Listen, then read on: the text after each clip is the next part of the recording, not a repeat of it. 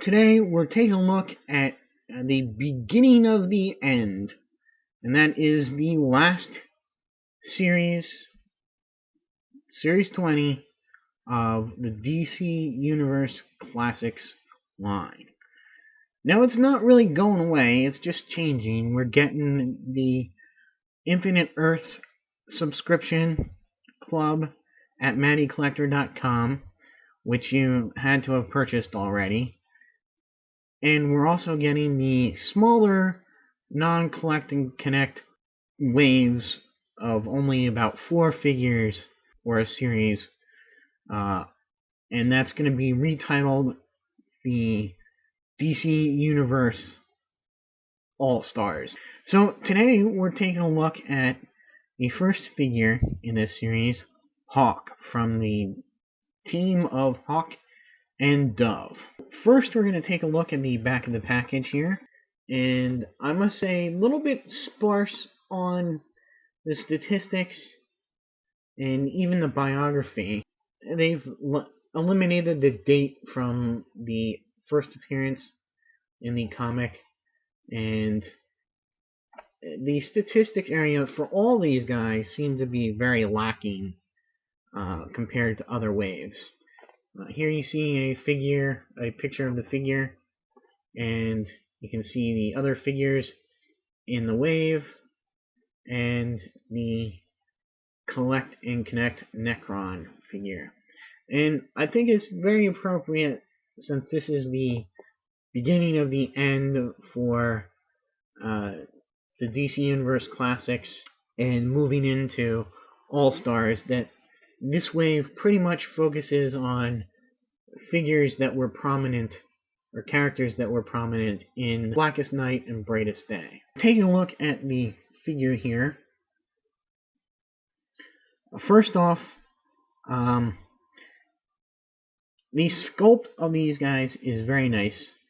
I do like it. For the most part, they are reuses of previous characters, previous bucks, with just little additions to the feet and hands and new heads.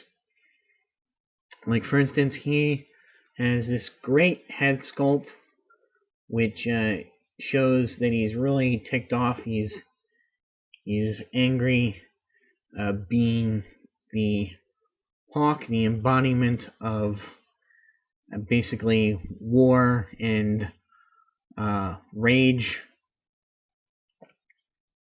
and chaos. I like his cape piece, which has these very nicely done. Unfortunately, they are pretty bent from the packaging this way. I think you might be able to kind of spread them out a little bit more if you heat these guys up and then cool them off rapidly to get them into a more spread out position. But they do still look pretty good without that treatment. Now, my big complaint with this thing is, with the figure, is the white. And if you saw my little teaser unboxing video, you'll know exactly what I'm talking about. You can even see up here, compared to him, the picture here, the white is very much a gray and not a nice solid white. To me, that really kind of is disappointing. It's unlikely that we'll get a more white version like they treated us to with the white version of Harley Quinn, whose face originally was very bluish. I mean, for articulation, he's got the standard articulation for DC Universe Classics, left and right when they head, up and down, a little bit side to side, not too much. Arms do go back, but are hindered by his cape. You have to bring his arm out like that to go a full 360, and his arms do go in and out nicely They rotate at the bicep, bend at the elbow, and rotate at the wrist. Pretty good ab articulation all the way back and forward. His legs are pretty stiff at the hips here, going forward and back. So I don't want to force them and wind up with a broken leg. His legs do go in and out nicely though. They rotate at the thigh, bend at the knee, and at the foot. Hawk, or Hank Hall, first appeared in Showcase number 75 in 1968 alongside his brother Don Hall.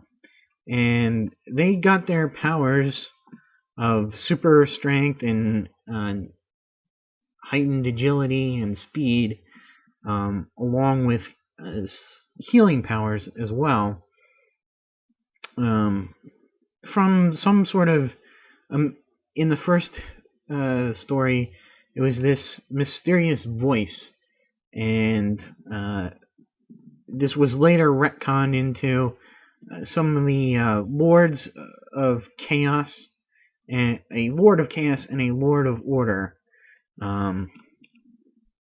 and they wanted them to act as their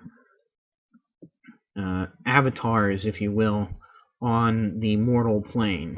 And thus the Lord of Chaos got Hawk, and the Lord of Order got Dove. And this concept was really basically conceived by Steve Ditko and Steve Skeets. And, you know, it played off the times of the political hawks and doves, who were after war and peace, respectively. And, you know, a reactionary, instinctual response to things versus a logical and not indecisive, but time-consuming analysis, which could lead to the detriment of something, be it personal or political. The kid's father was a judge, actually a judge very opposed to vigilantism, so it was kind of funny that he didn't know that his own two sons were embarking on this vigilante career. So they had their own title for about 6 issues. Unfortunately, the creative team didn't last too long. Right off the bat, the Ditko and Skeets had sort of disagreements as to what the series would be. Ditko wanted a more equal weight given to both Hawk side and Dove sides of whatever thing they encountered, whereas Skeets kind of just wanted, him to be like a dumb jock, I guess. And Ditko left after 2 issues, and Skeets left after 4, leaving the series to be finished by the replacement artist, Gil Kane. Now, they did become semi-regulars in the Titans series, as that was kind of winding down. They even joined the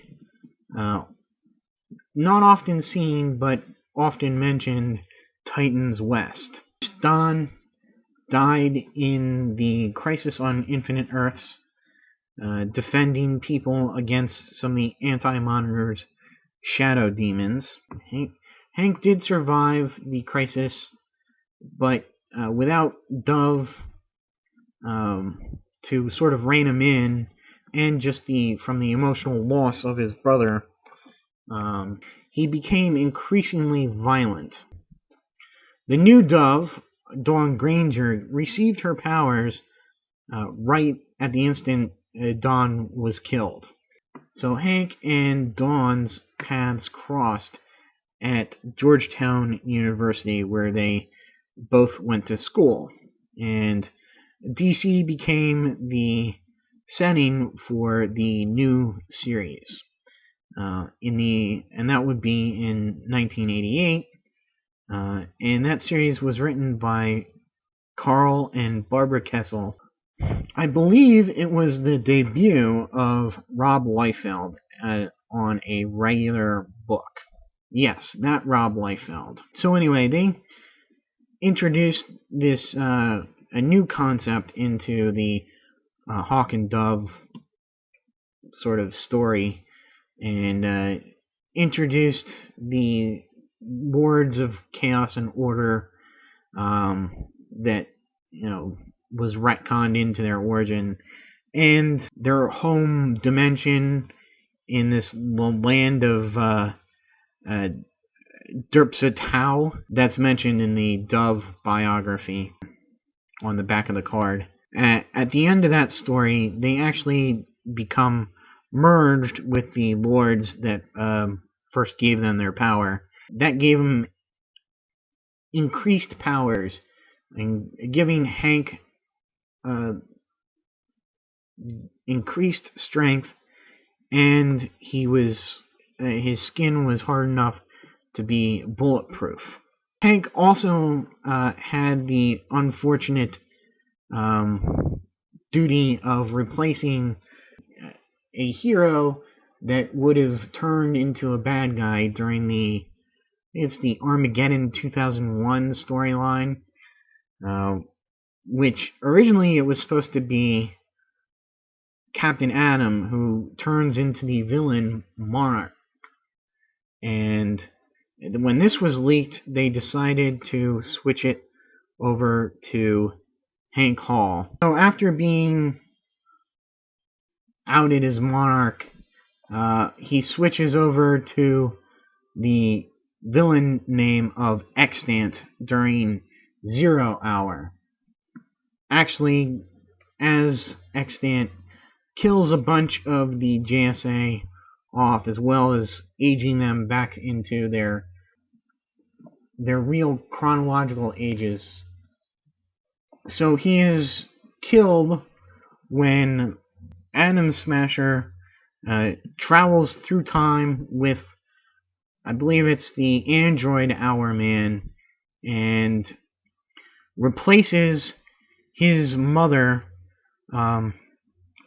with Extant on a plane that is going to be bombed by the villain Cobra.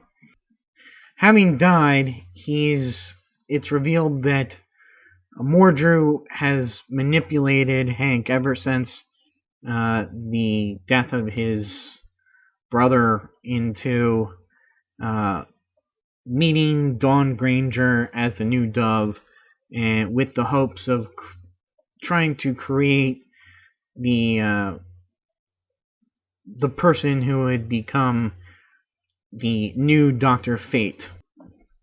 With the new 52, Hawk and Dove were given a second chance with their own series, written by Rob Liefeld, who also does the art. Unfortunately, the series is not that good and has just been canceled. So that's it for Hawk. Stay tuned for the next figure from this wave, which will be Dove. Until then, I'll see you.